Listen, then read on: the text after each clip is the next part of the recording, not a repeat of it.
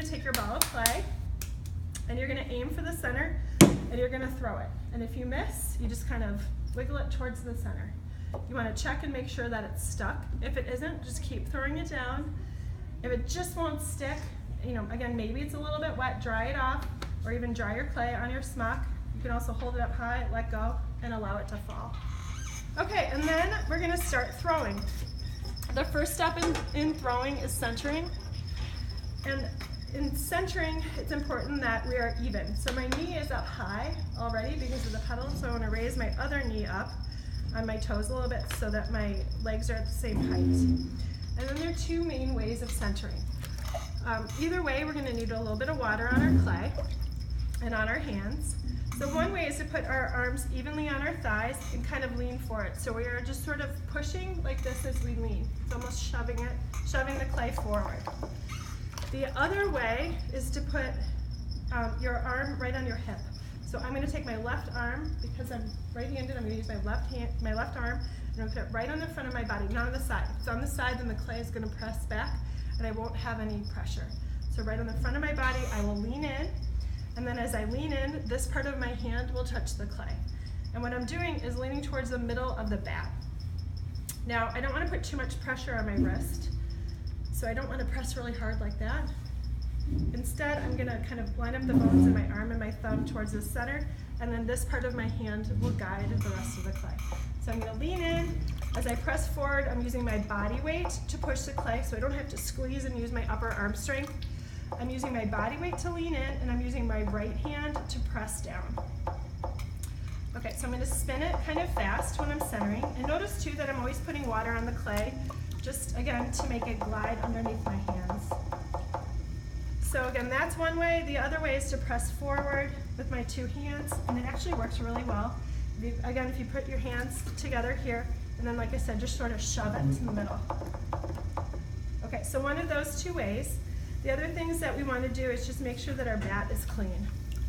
That's going to prevent our hand from bumping over any little ball of clay. Okay, step one, getting it centered. We know that it's centered when it's just sort of spinning in place. So don't be fooled by the slip or the liquid clay that's on the surface. Sometimes that slip will disguise it and make it look like it's spinning, even if it is centered. Okay, so we know it's centered if it's just spinning in place. If it's wobbling around a little bit, not quite there, and you have a little bit more work to do. Notice too that I'm always wiping that extra slip off of my hands. I don't want it to transfer to my clay and make it all wet. Okay. Once I have it centered, I'm going to stop putting water directly onto my clay because I don't want it to become a soggy mess. Instead, I'm just going to dip my fingers in the water. That's going to allow my fingers to glide across the surface of the clay without getting it too wet. Okay, so step one, centering, we're done with that. Now we want to figure out where the middle of it is. So I want a center point there, and what I want to do is just kind of imagine my clay cut in half, and I never want to cross that center line. So I want to stay on my half of the imaginary line. And then I can use one of these two fingers, or I can use both of my thumbs if I was using this method.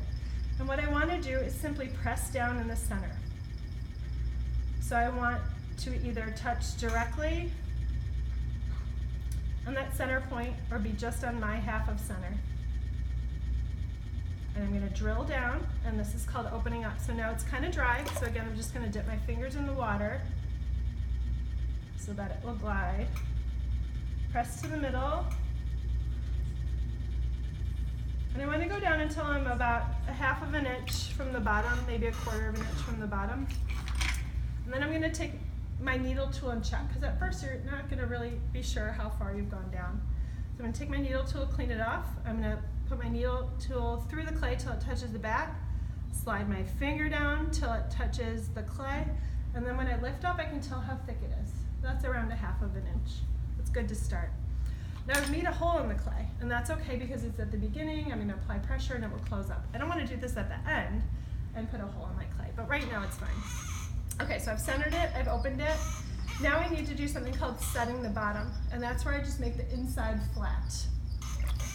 So I'm right-handed, I'm going to work on my right side, And my hand that's on the inside is going to come out and join my right hand.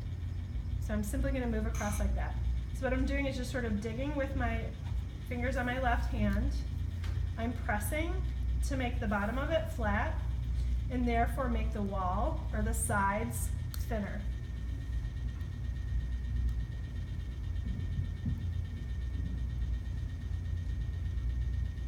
Okay, so even if you have short little nails, you're gonna probably have little lines in the middle like that. So I'm gonna take my sponge, squeeze it out, and again, I don't wanna cross that center point or I'll throw it off center. And I'm simply gonna push on my right side and flatten it out. Just smooth it out a little bit. Okay, I've centered, opened it up, set the bottom. Now it's time to pull the wall, and that's gonna make the sides of the project.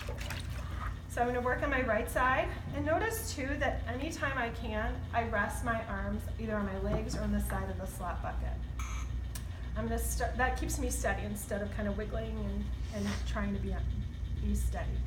So I'm steadied by my legs.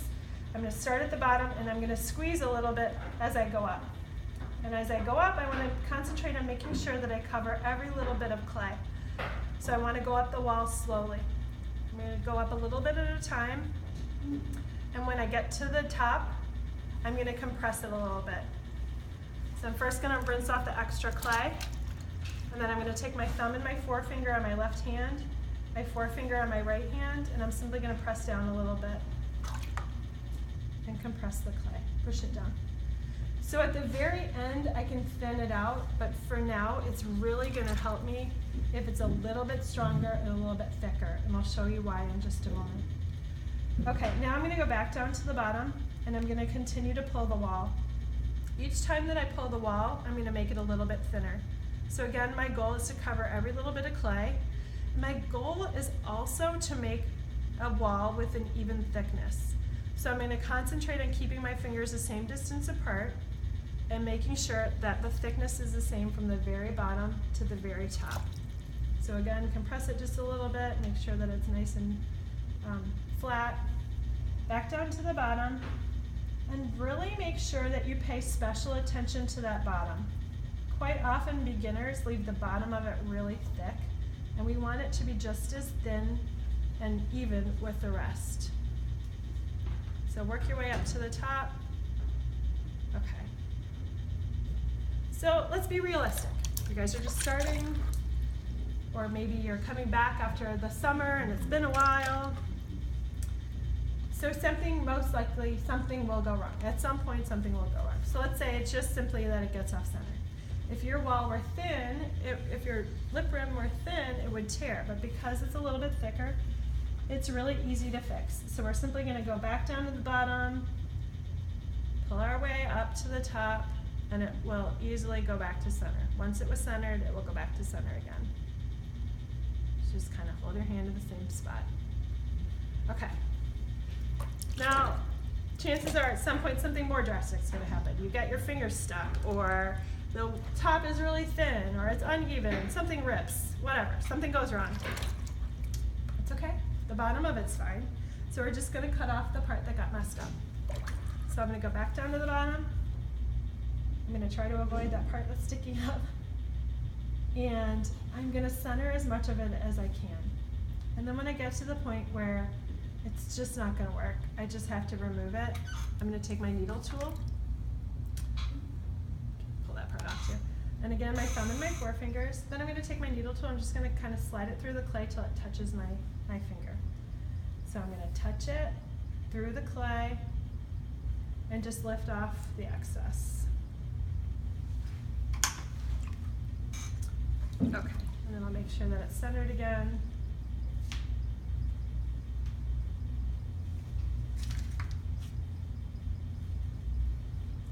A little bit more if necessary. All right, then the other thing that I want to do is make sure that I don't have a puddle in the middle, because that's just going to make my clay start to break down. So I'm going to use my sponge again to my right side. I don't want to cross the middle, and just pick up that extra moisture.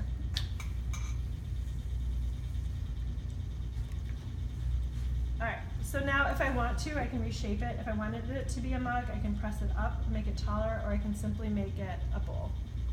Whichever you prefer is fine. For now, remember you're just getting used to throwing. All right, so when you're finished with your shape, whether you're completely done or whether it falls down and you're starting over tomorrow, you need to clean up. So you need to make sure that the room is ready for the next class, especially with so many students coming through. So what we're gonna do first is dry off our bat. Once you get used to throwing, I'm going to show you how to finish it, kind of thin it out at the bottom and things like that. So we're going to clean off our bat. If you do have a project that you're happy with, we're going to, even if you don't, we're going to practice wiring it. So again, you're going to clean your wire, twist it over your hands a little bit, not tight. You don't want to, cut off your circulation or anything. So clean our wire, push it down, and then just pull it through. So as you press down with your thumbs, you just guide it across the bottom. Now it's been removed. Next thing we want to do is turn off our wheel. You never want to step away from your wheel with it turned on, because if you do and somebody comes along and bumps your foot pedal, your project's going to go flying. And you can pick this up. Today we're going to find a shelf for each of you. You'll just simply put it on your shelf and cover it with a plastic bag, and then you can work on it a little bit more tomorrow. This part comes off.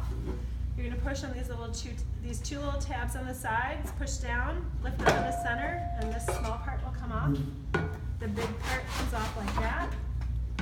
And then these two will come with you to the sink to get cleaned off.